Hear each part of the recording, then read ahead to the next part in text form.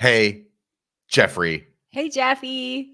Welcome to Hey Jeff, aka Hey Julie, podcast about Survivor, Big Brother, And and everything in between. the culinary arts. Danielle, you just said you had lunch. I need to hear about it. Oh my gosh. Yeah. So we record this at like 1 p.m. Eastern time, the most important time. And sometimes I always come into this podcast with like a drink. I always need to stay hydrated.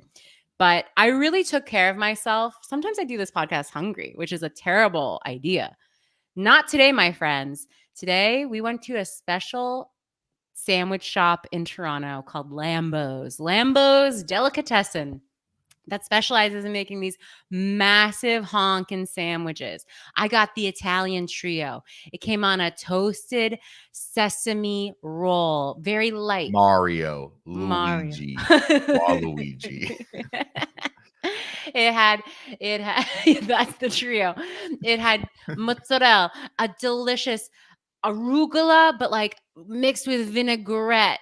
Yes. It had Yes. sopressette. It had prosciutto. It had it all. It was incredible. So I ate this huge sandwich, and then I came on to meet Brett, and I was like early, which I never am, as Brett has said. I'm never early. I'm usually exactly on time. Yeah. Which is late in my book, but continue. But I was early today. I was here before Brett. I had to wait for Brett. And I said, we need to start recording immediately because I need to go take a nap after that sandwich. I also have my Topo Chico as my fun little drink today. I've had the best, most fun morning out and about, seeing the sights of Toronto, getting yummy snacks and treats. And so I'm in a great mood right now. Yeah, I think doing the podcast hungry is probably better than post lunch. You're just gonna I'm gonna have to really bring it today because in 20 minutes you're gonna be like, I don't know, I didn't watch Survivor. Yeah, whatever. Okay, yeah. Oh, I actually have a more meta thing to say about Survivor. Good. Then let's get into it. Survivor happened, episode 7, double you tribal. You don't want to talk about your morning at all? I just got up. Okay. I had eggs and toast. I'm finishing my coffee. I had half a coffee. I topped it up to full, so I'm gonna have 1.5 coffees today. For this. Yeah, I'm gonna be nuts at the end of this pot. I'm gonna be nuts. Okay, so my thing that I did special this week for Survivor. Last week I talked about how I wasn't on my phone except for during the commercials. This week, this is honestly like a social experiment. I recommend everyone try. I put my phone, I live in a stacked townhouse. I left my phone upstairs. I was like, I'm not going to be on my phone at all. I'm going to suffer through the commercials. I'm going to let my mind wander, but I'm going to watch Survivor intentionally, thoughtfully. And so that's what I did to watch Survivor this week, guys. No phone whatsoever. I did watch it. I paid attention. And after the episode ended, I said to myself, you know what? Survivor's a pretty good show when you pay attention to it. There's all these people. I was like, oh, you know what? I like him. I still don't really know any of their names. Who do you like? I like Tevin. Yeah. I like Q. Yeah. I was sad Tim left. I thought the blind side on Soda was incredible. Danielle suddenly like the Tim defender. Yeah, I am. Because I thought he was very adorable when they were doing, by the way, the balance challenge. I mean, I would still be up there. I could do that for hours. I would have won so easily. That looked so easy. Pelt them with stuff. Yeah, pelt them. Exactly. Or like do it, especially on a day like they showed the clip from, I forget what season, but how it was like really rough waters. It was almost unfair where they just like couldn't do. I mean, yeah, if there's rough waters while you're trying to balance, you're going to fall off. They should have done that. That was at least more amusing. Jeff even was like, it is like a lake today. And it was like, what are we doing, Mother Nature? Why didn't they have like a timer up on the screen? They had like, and Tim had to be like, what's up? What's the time, to Jeff? I don't know. I think that's an unnecessary graphic. No, it's not unnecessary. It's like it's an endurance challenge, so you want to see how much time has elapsed. You know why? You know why? Because they're probably editing it in interesting ways. They don't want to show you what the time is. They don't want to match the shot to the exact I mean, time elapsed. you do have to admit the shot of them all on their little triangles in the water with like the mountains in the background was Beautiful. absolutely stunning. Oh my gosh. I was like, wow, they busted. Do you think it was drones? Like, how do they make it so beautiful? Oh, yeah. No, they have like a whole drone Yeah. department. Yeah. Like so many of the shots, especially in the competitions, are all drones now, especially like these big sweeping stuff or like stuff that's like flying up and down. It's Because they drone. couldn't be in the It's water fine. because the water would be like upset, you know, it would have caused waves and they'd fall off. So yeah, it had to have been drones. I Anyway, bet they have little boats. little putt-putts. Yeah, I bet they have little boats with a guy on it. Maybe. Camera. Well, I just thought to myself, well, maybe I should put my phone down to watch things more because it really heightened my enjoyment of this episode. And I thought to myself, this isn't a bad cast at all, actually.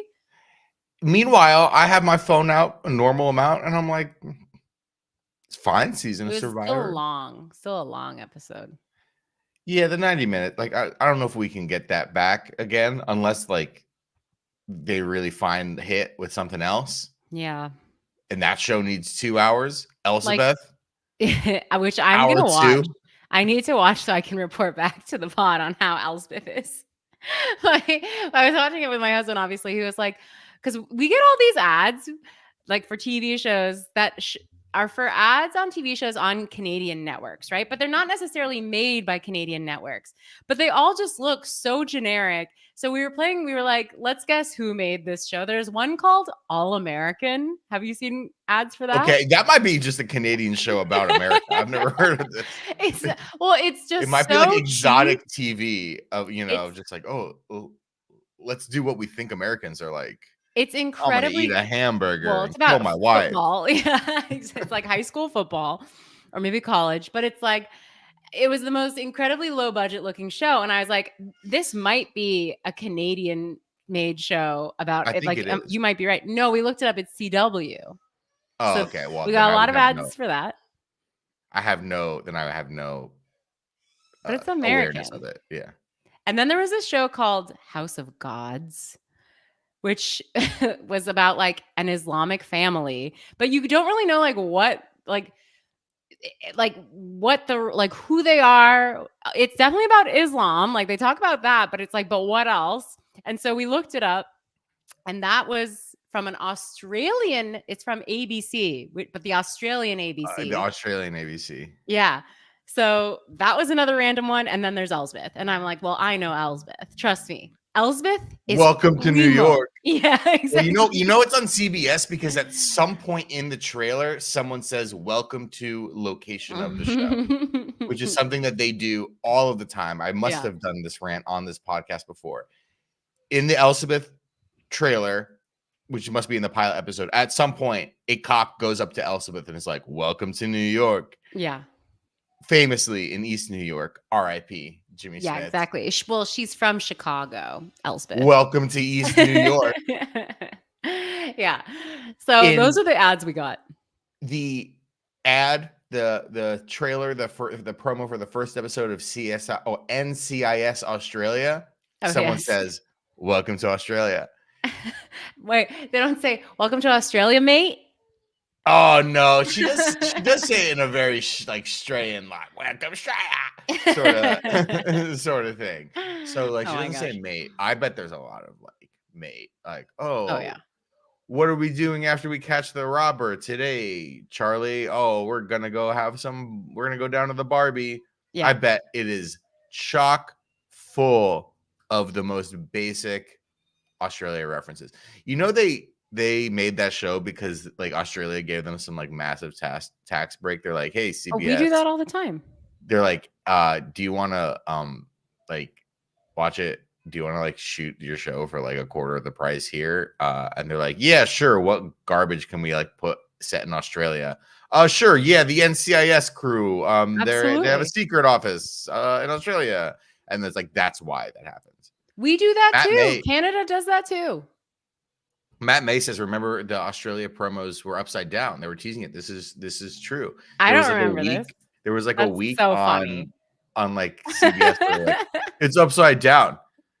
I'm like offended. The video was upside people. down? Yeah, literally. I love that. I would have been the exec who was like, green light it. Yes. I love that. That is so funny. That is so funny. And it gets people talking. People never forget. Look, many people are talking on April 13th, 6 months after this show came out. Exactly. About the upside down promos. Many people are saying. That's good. That's just good marketing. Okay, back to Survivor. Okay. We pick up the episode from the one prior to that. Venus had 1 vote cast against her, which like Charlie says it was him. Was it even Charlie or was it like it was him? Oh, okay. I thought it might have wanting been to get him out, so he's kind of okay to do that. And you know what? It's not an opportunity for Venus to get upset if Soda isn't around. So immediately Venus and Soda just like start bickering about all sorts of stuff. This is going to be like the Venus and Soda like episode. Well, it's kind of, well, yeah, because now it's over, which was sad. I mean, I'm assuming everyone watched and they know that Soda was blindsided and is gone now. So now it's not going to be the Venus and Soda show anymore, unfortunately. Because I loved the way she left. I mean, let's jump ahead. I love the way she left. Explain this to me. Okay. As a woman. Because they do not like each other. These people do not feel alive unless they're fighting with each other. They like, bickered constantly. They were like sisters. I don't have a sister, but they were bickering constantly. But I've been around sisters. I know sisters. My best friend's a sister. but so they were around each other constantly, always in each other's hair, always fighting, like had beef with each other. We're trying to get each other out. And then when Venus got Soda out, it's just like a grudging respect. It's like they loved each other. They're like, it's the type of thing where like Venus and Soda could bicker and be mean to each other like that. But if someone else tried it, they probably would have defended the other one. You know, like you don't talk to Soda like that. Only I talk to Soda like that. You know, I loved it. Okay, I mean, I loved the final tribal for like other reasons, but the one thing that I was like, what is like these two women do not like each other. They love each other. They're oil and water. And then one gets the other one out, and it's like, I love you. You are the best. I'm so proud of you. Oh my God. She was being the bigger person. She was pissed and upset. I mean, that was really raw. I loved it. It was so raw. Because I was like, oh, when she got up and she went to like touch Venus, I was like, oh, is she going to like throw something? Because that was a very raw, she was truly blindsided. But she gave her a hug. She was she was truly the bigger person after being so insanely blindsided. I mean, she thought it had it in the bag. I actually was kind of hoping that the redhead with glasses, the Elsbeth of that tribe, would get blindsided because I did not like her too. Yeah. Liz? Yes. Liz, 3rd place. Mark it down. 3rd place, no votes. Her mark it down. Of like, she didn't even bring her bag. And like, oh, what? I was supposed to go talk to you just because you want immunity? Like, she had a attitude I did not appreciate. Liz is entering, I very reluctantly entering Brady All-Stars. Well, yeah. She's the capybara. Like, there's like only 4 people to vote out, and like no one considers Liz. And she's just like hanging there, having various tree nut allergies. But that's the thing, Brett. That's why I was like, oh my gosh, I paid so much attention to this episode. That's why when this you took the limitless pill before this episode. I.e. putting your phone in a different room. Yes. I mean, it's powerful to do. I should have left it in a different room. Limitless too. Limitless, the TV show on CBS. Limitless I have a limitless pill for you. Just like maybe don't have your phone out. That's like my Joe Rogan alpha male podcast. Like, yeah. Don't be on your phone. Because Liz was not involved in any of the scheming and discussions that we saw before the tribal. So that also, and that paired with the fact that she was so confident without bringing her bag, I was like, oh, is there actually going to be like a fun blind side on her? Because she just hasn't been part of this episode. It would be a fun blindside for the audience. Unfortunately, They never that did not do. happen. They never do the full audience blindside. They give you Yeah. like 2 or 3 names to expect, and then Right.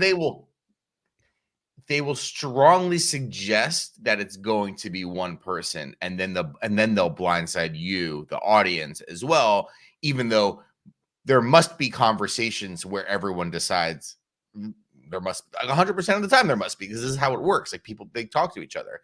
Like, Yeah.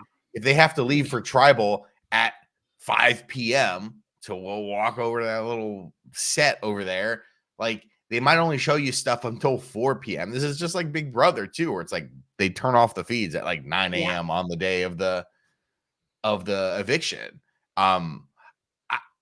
For me, the thing that really stuck out about the soda eviction, or whatever, what's the word? We're not Soda evict addiction? people. No, eviction. I do have a soda. You have a soda addiction. No, but we evict people in Big Brother. What do we Right. do? We banish. Yeah, We they're send back dismissed. to real life. You're yeah. They're What they say on like Flavor of Love, like, you do What not is have the flavor of love. your flavor? His profile is different. What he's like, pack your things and go.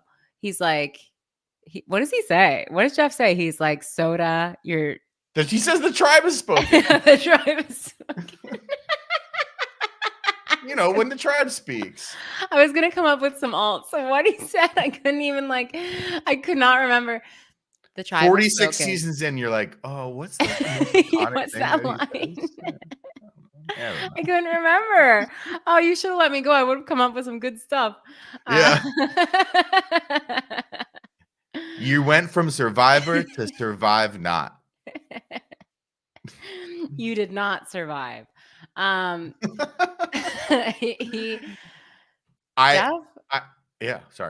Jeff had some fun in this episode. While we're talking Jeff's about having Jeff, too much fun. Jeff's a having little too much fun.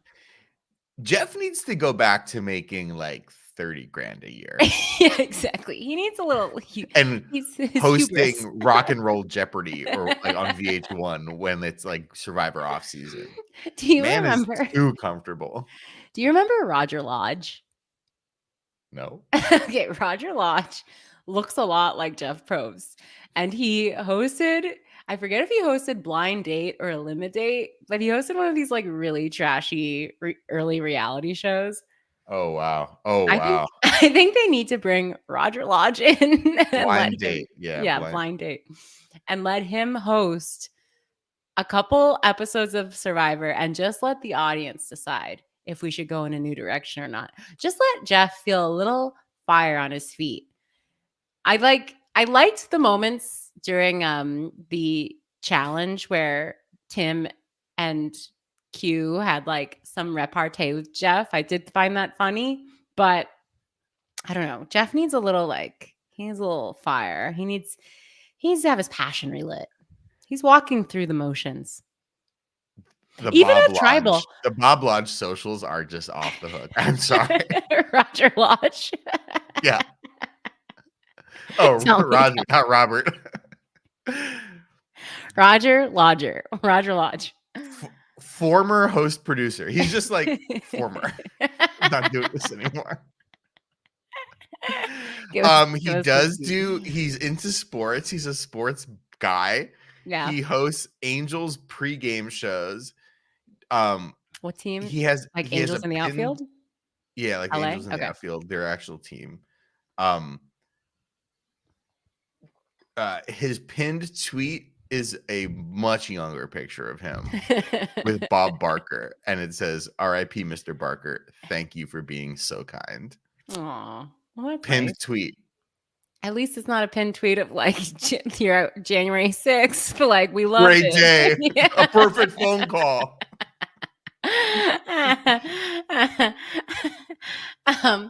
Wait, where was I? I was talking about actual Survivor. If you can. Oh yeah, I forgot our Survivor. Number one Survivor fan wanted to talk about Survivor. I was just talking, I guess, about how. I was saying how Jeff was going through the motions. Even at Tribal Council, where he famously says the tribe spoke, get out of here. Even then, Venus was like, Jeff, can I answer a question prematurely? And he was like, Okay. Like he didn't even have to ask a question. Venus Yeah. was like, let me just tell you right now how I feel. You know, I was like, Jeff doesn't even have to ask questions at Tribal anymore. The people just talk, they do their thing. Yeah, well, especially when you got Venus, which is like, I need to talk about Venus. Teflon. My girl is Teflon. We love it. Everyone hates her. No one likes her. She is not particularly a good Survivor player, which maybe I'm going to be proven wrong because like when she wins or whatever. She's not particularly good. This is now the second week in a row where where there is a situation where only half of the tribe can vote, right? Or no, the full only half of the tribe is eligible to vote, right? Last week it was like everyone could vote, but only like 5 or 6 people were eligible to be evicted, to be spoken out of the tribe. And then this one, they obviously split it into 2, right? And it sets up for Tevin and Liz, and who are just like sick of Venus. They want to get her out. It makes tons of sense to get her out. Everyone wants to get her out. And Venus tries to tell Maria. She tries to tell, like, Venus is bad at reading people. She completely spills all of her beans to Maria, who's just like, okay. Yeah. Well, thanks for telling me. Thanks for telling me.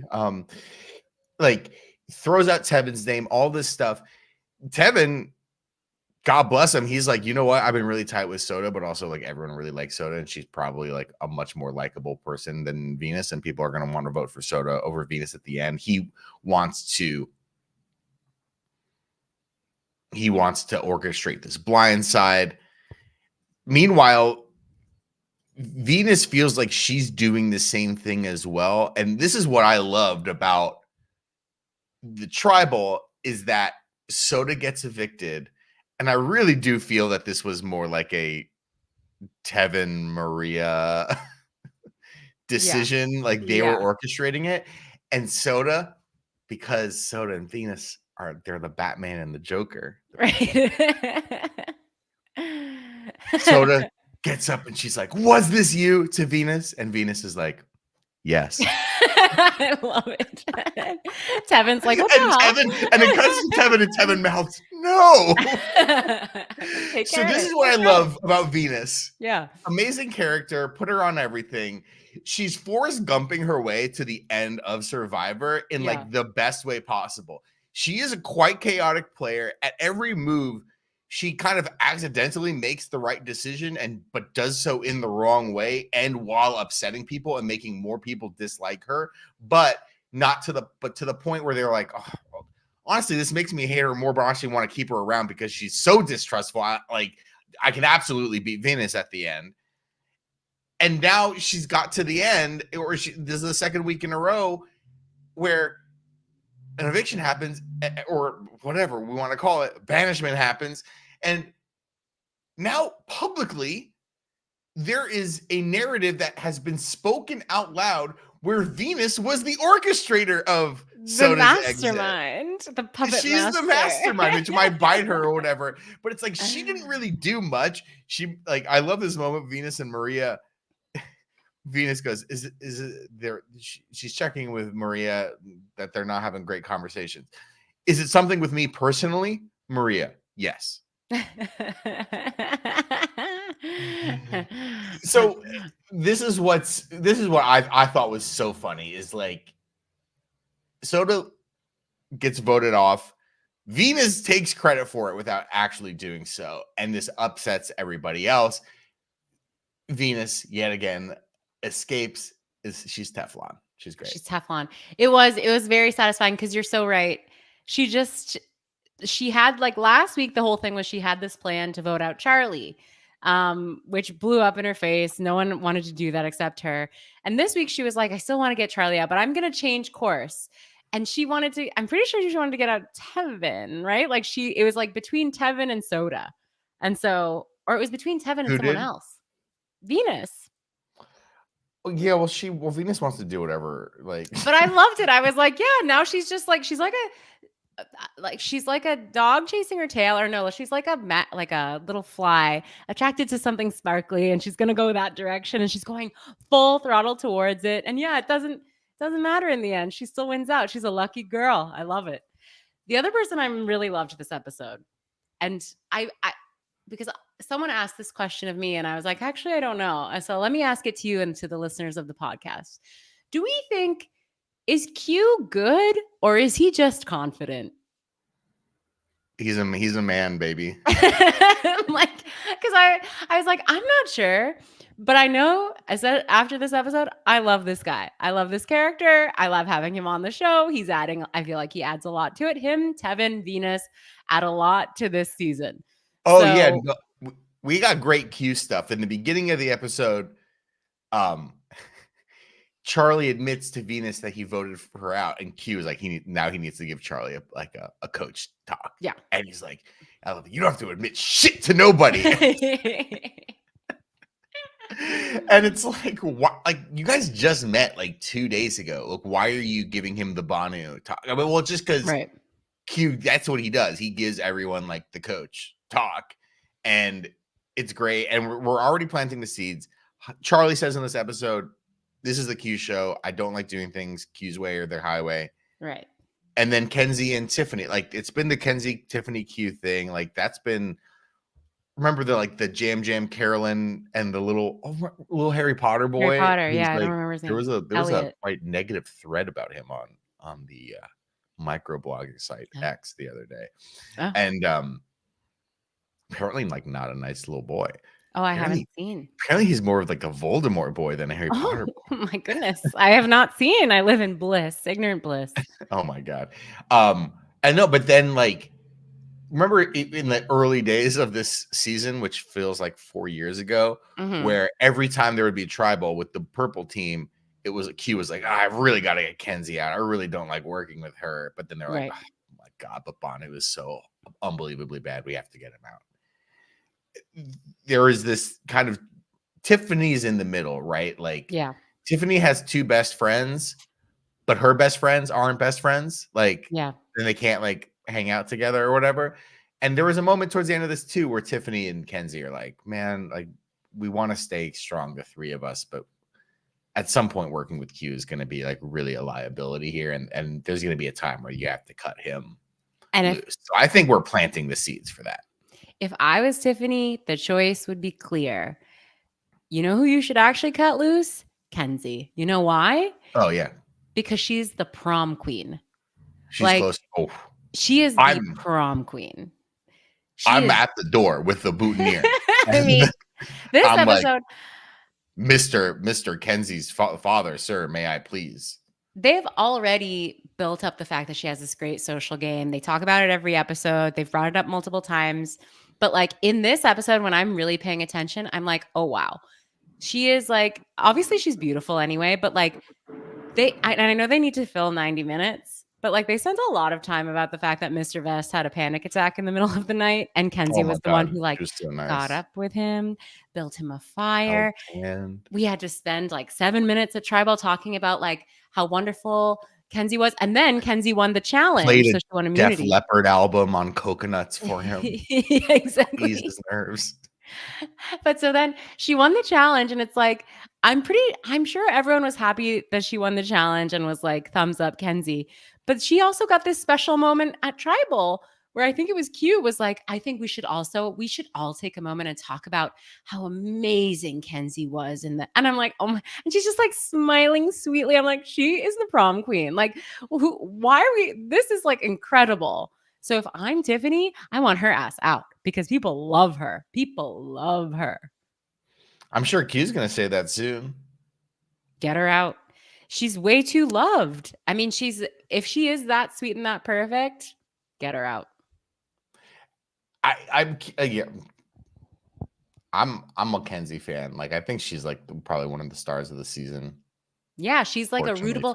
You remember when we used to have heroes and villains?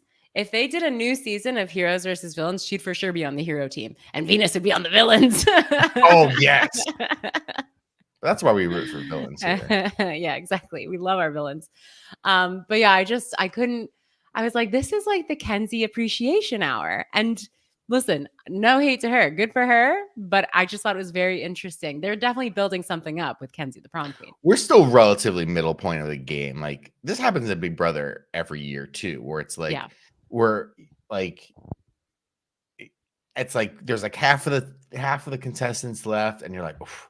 One person just like wins a lot, and everybody likes them, and they're very good at this, and you're like, is this going to be a steamroll? Is this going to be a Cerie steamroll? Is this going to be a Folie steamroll? And it never is. It never is. Maybe I don't know. Maybe it is. I don't know. Like, you know, at the same time, like that happened with D last year, and D won. But also I think like the cat. Yeah, Danielle's thinking who is D? D is the woman who won Survivor 45 D 6 months ago. Can't say it rings a bell. I honestly will have to look that up. I don't remember. Okay, yeah. Yeah, those might be your facts, Brett, but I'm looking at my. I'm gonna do my own research. I'm gonna do my own research here. Okay. Do you have anything else? I cannot believe. Can you believe we talked about Survivor for half a freaking No, hour? I have nothing else to say. I feel like I didn't do a good job talking about Survivor today. Wow, and you thought you were so bullish on thinking you were gonna bring the heat because I ate that big sandwich. I always have to bring the heat. You do usually. Usually, I'm really dependent on Brett bringing the heat for Survivor, but at this time, I brought it, baby. All right, we've now transitioned into our pop culture review. Yes. Segment. I have seen 2 new release films. The trailer for Joker 2 has come out, which must be discussed. You also watched the trailer for the People's Joker. I also watched the trailer for the People's Joker, which I at first thought was the trailer for the actual Joker movie. I just love it because the People's Joker was like. You need to explain the People's Joker. I still don't even really know that much about it. I just know that it was accepted into TIFF, not this past year, the year before. It was accepted into TIFF, and then I guess it like no one watched it when they accepted it, but then it ran for like a couple days at least, and people were like, "Oh, this like is stealing property right, like copyright law, like it goes against all these laws." I don't know. Yeah. It literally looks like and I think it might actually be. It literally appears to be a student film that is just like using Batman and Joker, without permission and characters or whatever. And stuff without permission, and it's like, what are but like also like literally copying exact like costumes and lines and things like from like the Joaquin Phoenix Joker movie, the original Joker movie, right? Not like the one that came out a couple years ago. And I saw Monkey Man last week, and this was playing in it, and you see this thing, and it's like, oh, Gotham is never going to be the same again. And my brother and I see it, I'm like, oh shit, oh cool, the Joker. Right. They didn't announce it. There wasn't any fanfare about it, but I guess the Joker trailer's out. And then you watch 4 more seconds of it, and you're like, what the fuck is this? How is this a movie? It looks looks like the Rob Zombie Monsters trailer. It's like very colorful and kooky. Yeah, no, I mean, but at least the Rob Zombie Monsters movie was like filmed on cameras. Like this was like filmed on an iPhone and in like the worst way possible. And like this made me like watching this trailer made me a Republican. Well, I literally went from being like leftist, progressive, East LA comrade. Welcome to East LA. Welcome to New York. And I'm like, oh my God, I just want to move to Missouri now. Well, so you're like the people of TIFF. So they pulled it from TIFF, and there was like this uproar because it was like, TIFF should be this is supposed to be a film festival for the people. Let people make art, no matter if the art upsets the corporate overlords, which I do agree with. I don't care about the corporate overlords. It just looks like the worst movie ever made. But so since then, that was the year that my my good friend had some pass to TIFF where he was like, I can get you tickets to any show. And I was like, I want to see the People's Joker, but he couldn't because it got pulled.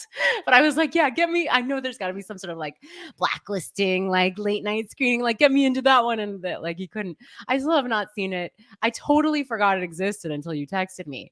But I just like, it was such a funny like controversy at TIFF that you were very into like when they announced like, oh, the trailer for Joker 2, the teaser for Joker 2 is coming out on Wednesday or whatever. I was hyped.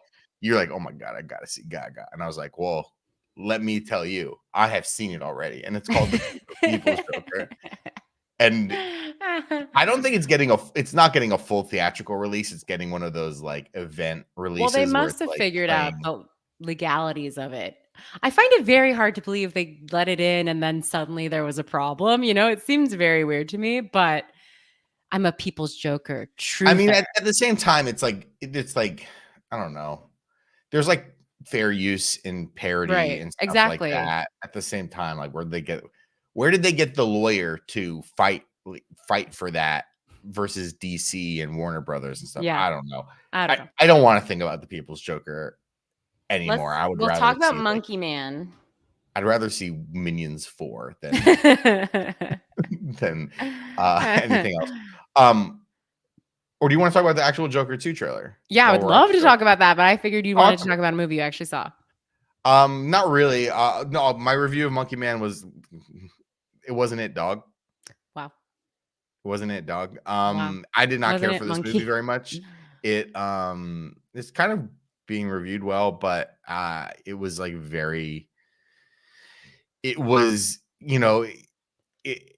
it kind of wants to be like, these John Wick rated R like action brawler movies. It's very explicit about that. He wears a black suit half of the time. Literally, the words John Wick are uttered in the film. Like they understand the reference. I understand it's like changing the setting to be more about Indian culture and Indian like religious lore and stuff like that, like the origin of the Monkey Man character. But let me ask you this: it wasn't good. Sorry. Let me ask you this, because I know the name of this movie. I know Dev's in it. I know Jordan Peele produced it. Mm-hmm. That's all I know about it. So my question is, you say he wears a black suit. I really have a big problem with films where people turn into animals. He's not a monkey man. He doesn't literally turn into a monkey. No, like a monkey, like the Monkey Man is like it's like Batman. But it's like Batman, but also it's like more like a character in like religious lore, like this god who's like half monkey, half man or whatever, and he like saves the village or whatever.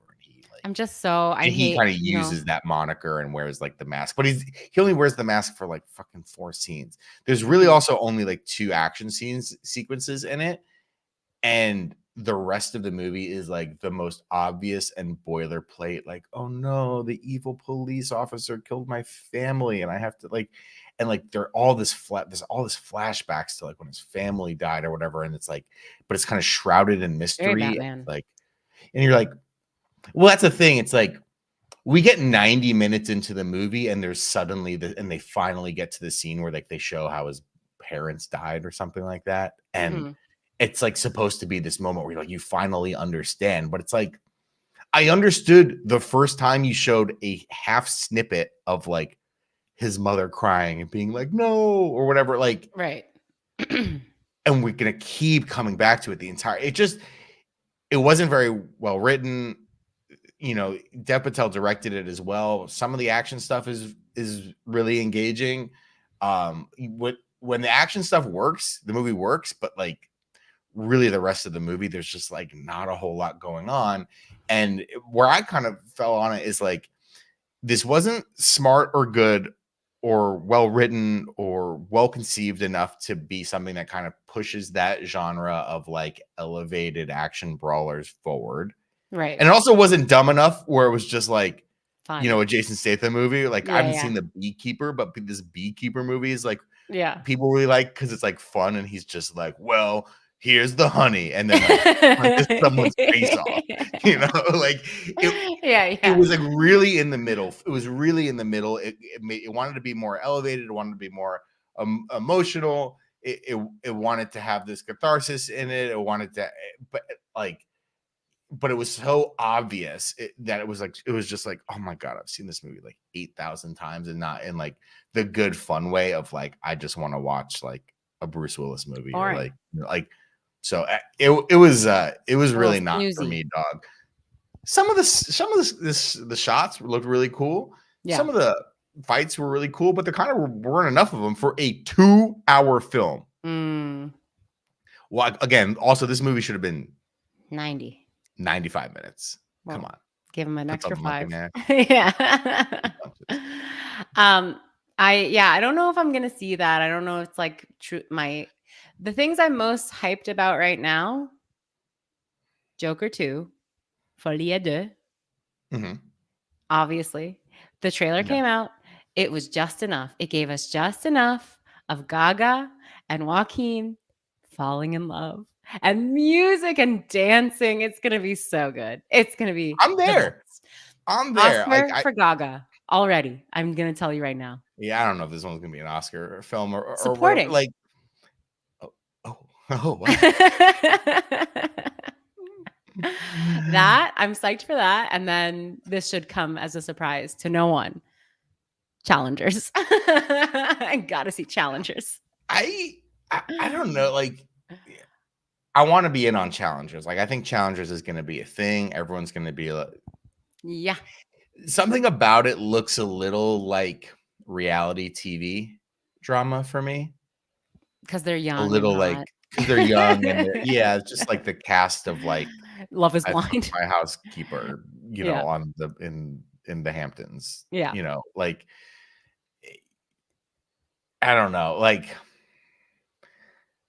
I'm trying to have an open mind about it. Like everyone's kind of psyched about it. You're gonna see it. Zendaya's good. Well, I'm not gonna see it if it's bad. Well, how would you know until you see it? RottenTomatoes.com. Oh, please give me. If it comes out and it's like a 36% on Rotten Tomatoes, and everyone's like, yeah, this movie kind of stinks. Then I'm not seeing it. But everyone's like, pretty good. I don't know, man. I also like. I'll just say I don't like the trailer for the movie. I don't think the trailer is very good. I like the trailer. And I love the poster. And I love Zendaya's outfits promoting it. Yeah, well, I guess all that stuff, like all that imagery, like I don't really like the poster that much. Like I don't care about the outfits. Like pull this comment up from Skarkle in the chat. This is exactly right. Challengers is bringing the horny back to cinema. Which is why I support it. Which is why I'm not poo-pooing it. I'm not saying it's gonna be trash. I'm just saying, like, for me, I'm watching the Challengers stuff. I'm seeing the trailers, and I'm like, listen. Are you guys thirsty for being horny? Are they all too skinny? You know what I mean? Is that the problem? Yeah, we need some. I need to see someone who looks like me. Well, when I'm seeing the promo, I'm like, these kids, like, it makes them look even younger to me, like how skinny they all are. I'm like, especially, I know they are professional athletes. Yeah, a little more muscle, a little more thickness. Like the boys, they're like, they're concave, their stomachs. I'm sort of like, yeah, I think it's because they're both British. Oh my God. Not to shit on the British as we always do, but. It's like become this running thing. I don't mean to do it on purpose. I actually love the British and I love going to London. And I've been to the Lakes District as well. And that was beautiful. but yeah, maybe it's that. Maybe that's why it's not like quite there for you, Brett. I'm gonna check it out. Like assuming everyone's like, assuming that what I think is gonna happen is the movie's gonna come out. It's not gonna be terrible. Even if it is terrible, even if it's like Saltburn terrible, then it's actually worth seeing. I watched Saltburn. That's a horny movie. Yeah, it is horny. That's true. And we didn't love it, but yeah, Matt May says Danny likes him thick. Yeah, I like him any size, honestly, whatever. It doesn't matter. But I do think like for this movie, they're tennis players. They should be a little more muscly. You're like Leo in the beginning of Killers of the Flower Moon, which I still have not seen. Yikes. I call myself a movie lover. I haven't seen that or The People's Joker. I should really get back on it. I watched. Oh wait, what's the other movie you watched? So last night I saw Civil War, which I think people were are talking. Many people are talking. Listen, I liked it more than Monkey Man. Monkey Man was a 2-star on Letterboxd. Civil War was a 3.5 star for me on Letterboxd. Okay. It was kind of like a 110-minute like Banksy exhibit that was also like a roller coaster ride or like a dark ride at Disneyland, where it's just like, whoa, isn't this fucked up? Like, yeah. Look at this. Look at this shocking image of like our political system in disarray, and like shocking violence in the the violence that you associate with pictures of Afghanistan or Iraq or Gaza or name your Ukraine war-torn place with people crying in the streets, begging for food, holding their dead relatives in their hands, but in front of a JCPenney in Pennsylvania. So that's what's shocking about it. Alex Garland, I think, is a really interesting filmmaker, even though lots of the stuff he makes doesn't like ultimately connect for me. I think it's all worthwhile viewing because he's so good at putting like movement and images and sound together to make film. Like he's a really interesting filmmaker. Like Devs, I didn't think totally worked, but a lot of Devs I thought did work, or at least looked really cool or felt really cool at times. Annihilation was pretty great. I liked it a lot, but I'm not going to go back and be like, oh, Annihilation is the best sci-fi movie ever. Same things with Ex Machina, like really strong sci-fi movies that aren't necessarily. He's not Denis. I'll say that, but he still makes really good stuff, but better than like some of this other garbage that comes out. Yeah, it was more of a ride. And for me, it was just a lot of really cool scenes and nothing necessarily and images, nothing necessarily tying it together. It's kind of a very light road trip movie. They're like driving to a certain place and they get there. The last 25 minutes of the movie are fucking intense and great when they get to like the final battle. I saw it in a theater. It was loud as hell. It is shocking as hell. The music in it is great. He does tons of juxtaposition of like good pop music from the last 40 years with horrific images of people getting shot and killed by soldiers in America. I don't know if this is necessarily like groundbreaking stuff or anything that's going to be really remembered, other than like it came out, 6 months before another goddamn Donald Trump election. Yeah. I totally agree about Alex Garland because like I was pretty excited for Civil War. I do want to see it. But then I was like, wait, how do I know that name, Alex Garland? I went and looked at his IMDb. I'm like, oh, that guy. My thing is like, I don't really like any of his movies. I've seen Annihilation and Ex Machina. I haven't seen, what's the other one? Devs was his TV show. Devs. I watched the first episode and I was like, hell no, I'm not watching this. Oh my, yeah. Well, yeah, if you weren't in on that point, I got to tell you. But to your point, I do, even though it's not for me, I do respect him like doing his thing because it's like, it's original, it's interesting, it's different, it's his own thing. And I think we need more of that in the entertainment world. So I respect it, even though it's not for me at all. I do want to see Civil War. Again, he's an interesting, thoughtful, artistically minded, like craftsman who can really, he can paint an image and he can pair it with sound in a way that's among the best filmmakers right now. So it is like very much worthwhile. It's a worthy movie to see. If you have the opportunity to see it in theaters, I thought it was a really great theater going experience. This movie might like kind of fall with a thud if you're watching it at home. Like so much of this movie is, especially the last 30 minutes, is about how fucking loud it is. So much of the movie is about, or at least, filmically is about the juxtaposition between violent images and what we assume to be like normal images of America. It's like putting the, American dream or like the American landscape or, even the landscape of like suburbia or against these violent images of stuff that we only assume we associate with other places, war photography of Afghanistan in 2002 and stuff like that. Yeah. And then, so the juxtaposition of those things, the juxtaposition between loudness and silence, all that stuff is being played with there. And it's great in a theater. I don't know. It's not Dune 2. It's not Oppenheimer. Sorry. Yeah. I do want to see it. I'll see it. I watched a TV show.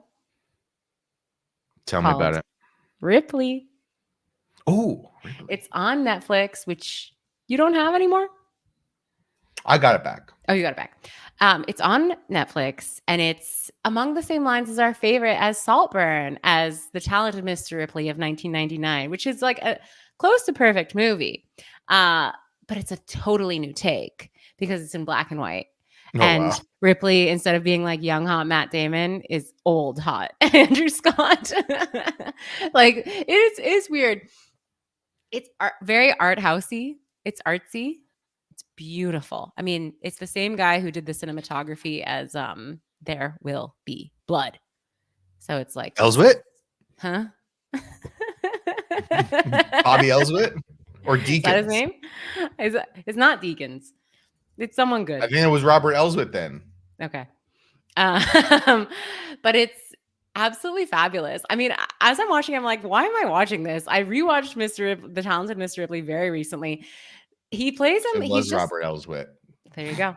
He's just like a freaky little guy in this TV show. He's a freaky little guy. It's not that He's sexy. A freak. Yeah.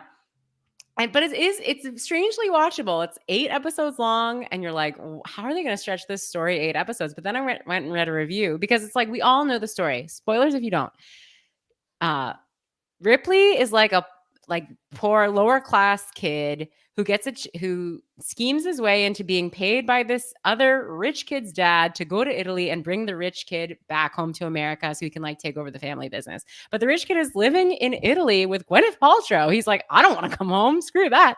And work in the shipyard. Yeah, Hell no. I'm eating seafood every night and like living in a beautiful jazz. Yeah. Playing jazz, and like young Gwyneth is my girlfriend, and it's amazing. Sexy stuff. Yeah, exactly. You see, Ripley is like, oh, some people just get to live like this. I don't get to do that. And then Philip Seymour comes in, and he's like, don't even get me started. The kid, I honestly actually feel bad for the kid they have playing the Freddy in the TV version, because it's just like, it's hard to compare any of these people to 1999, like Jude Law, Gwyneth Paltrow, Matt Damon. Like, it's very hard, but especially Philip Seymour Hoffman in this role. He's good in everything, I know, but he's exceptionally good in this role. And the kid they got is Sting's son. and just like, he's just such a nothing. He's like, it seems like, he's a young actor. He hasn't found his groove yet. But so it just seems really unfair to plop him into this role. The only one Dakota Fanning is fine. Andrew Scott, I'm just like, hello, sir. So, okay, I have a question. Yeah. I have 2 questions. One question, is this just The Talented Mr. Ripley over again? Yes, this season is The Talented Mr. Ripley over again. But did you realize that Talented Mr. Ripley is actually a series of novels by Patricia Highsmith? That was where I was going, because I knew about that, and I knew this show was about the series of novels and the character. I was not aware that they were doing the events of The Talented Mr. Ripley. But only the first 3. Book. I thought this was like after Talented Mr. Ripley, and he was like older and doing other stuff. No, they keep the Dickie Greenleaf part in it, but that's only the first couple of episodes, because he kills him pretty quick. But that's why I was so surprised. I was like, wait. And then I went and read that there's more books where it's like Ripley Down Under. It's like he just goes all over causing chaos. Ripley in space. Like, he just keeps going. So they made Ripley in space. It's called Alien, unfortunately. But so I'm liking it a lot.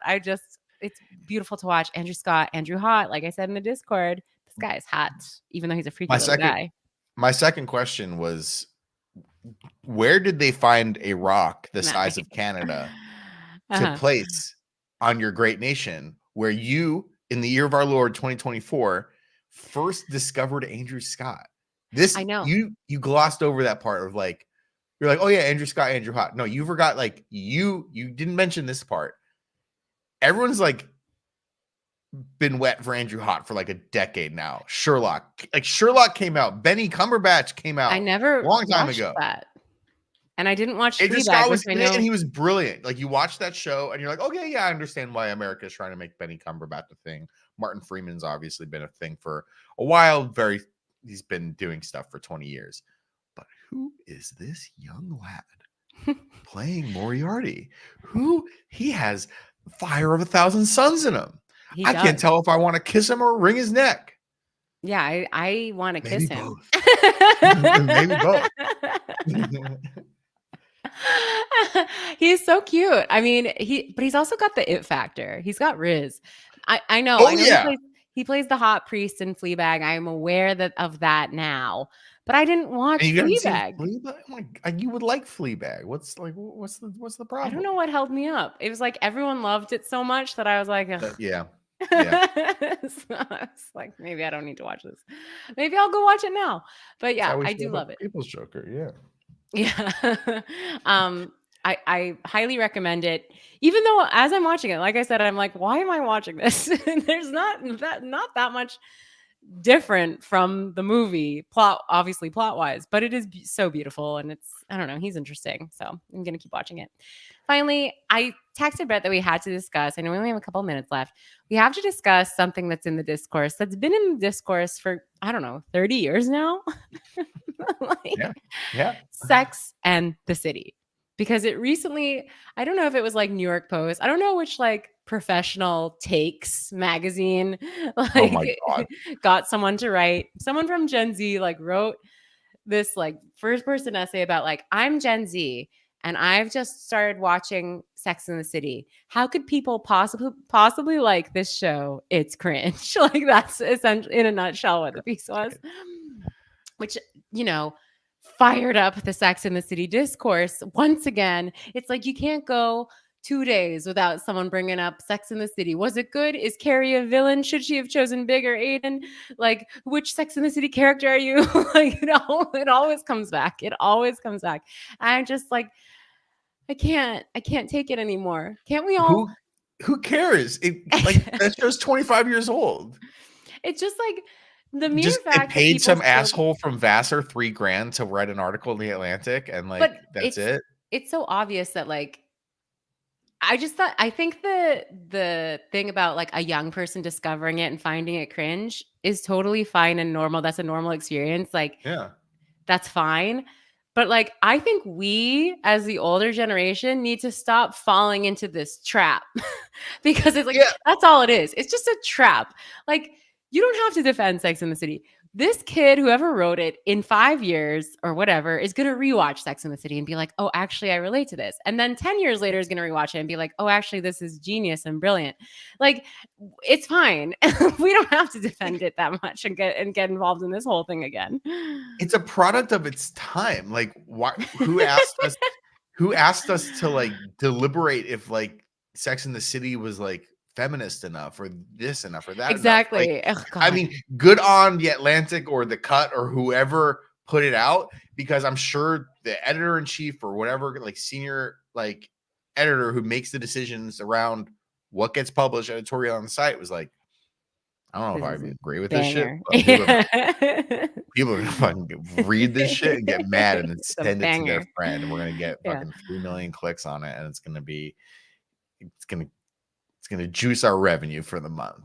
Like, that's the whole purpose. It's the same thing when you see online the map of like every state's favorite fast food thing.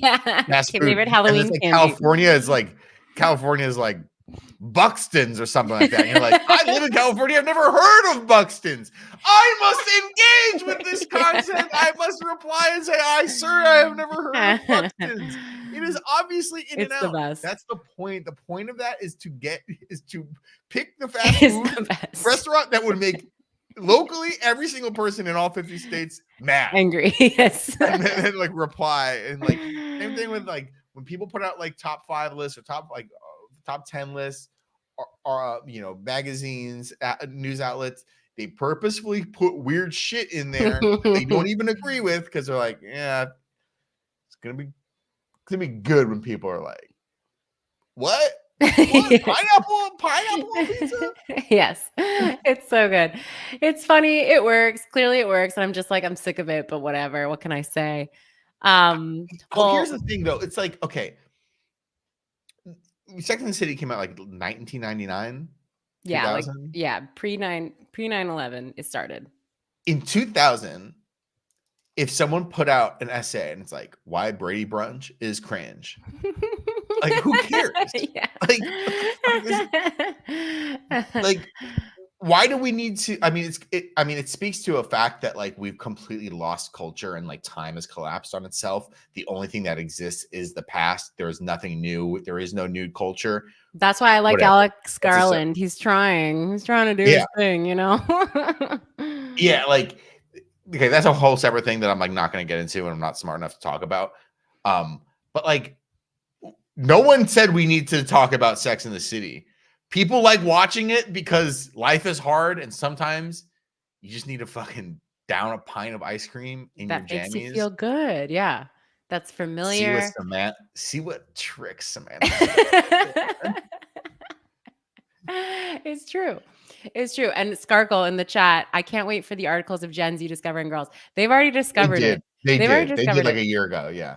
And it drove me nuts. I mean, I fell victim to this one because it was like, why isn't anyone talking about girls? I'm like, everyone talked about girls.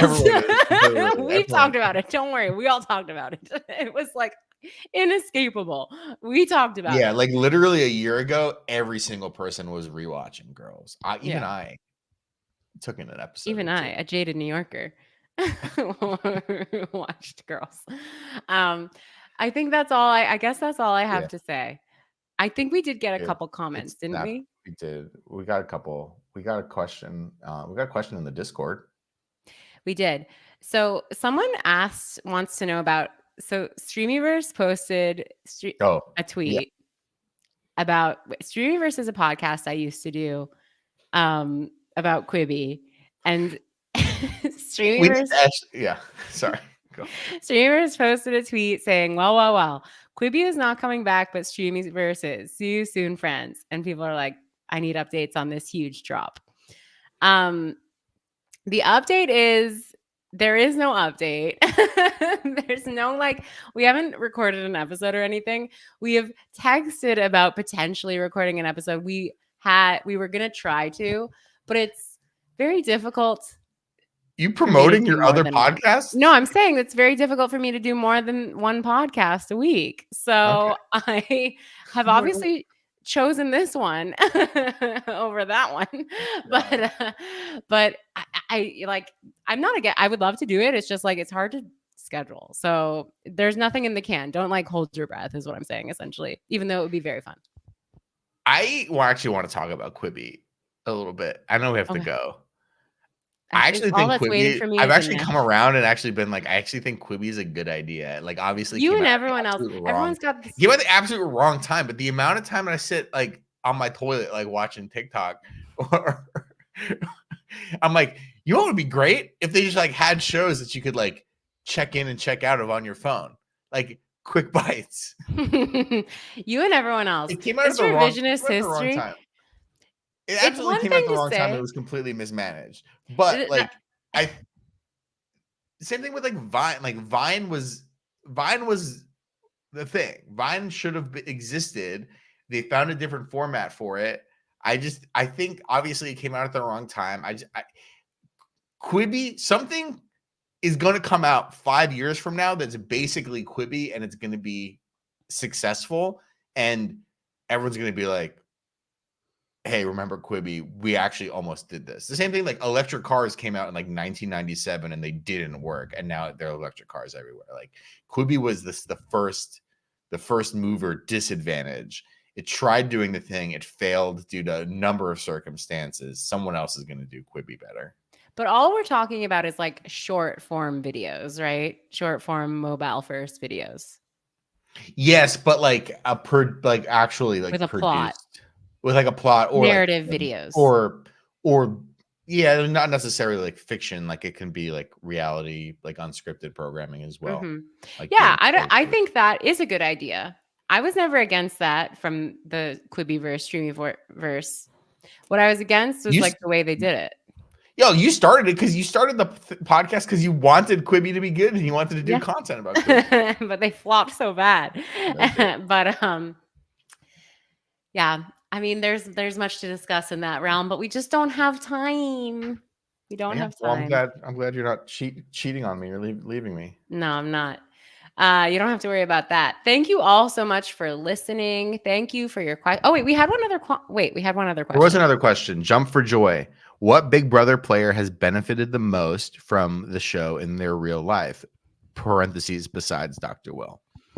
Christmas Ave. No, I don't know. I was gonna say the same thing. I was gonna say Memphis. I was saying Memphis. Because it's Christmas every day for him. Beautiful blushing bride. I don't know. Reality TV usually doesn't make anyone's lives better. I think it usually makes everyone's life worse. Yeah, Frankie. But he was like famous before. Like whose life did it make better? I don't know. That's hard to say. Whoever Cliff Hogg. Whoever like won a bunch of money and then deleted their social media. Kevin, maybe. Yeah. Kevin. Like old man Kevin. I've gotten Republican. Brett has gone Republican. Wow. It was bound to happen. Well, what? I just don't know what that was referenced to. Me saying were you talking about this Brett or Brett from Big Brother? But that Brett was Republican. All right, guys. So that's our answer, I guess. Like, I don't think reality TV makes anyone's lives better. But thank you for your question. And the Discord, again, still popping off with lots of clips from Big Brother Canada. Yeah, if you want to get hot engagement, post about Danielle's other podcast. Yeah, exactly. Which I don't even do. Thank you so much for joining us. We will be online until next week. Bye, Jeffy. Bye, Jeffy.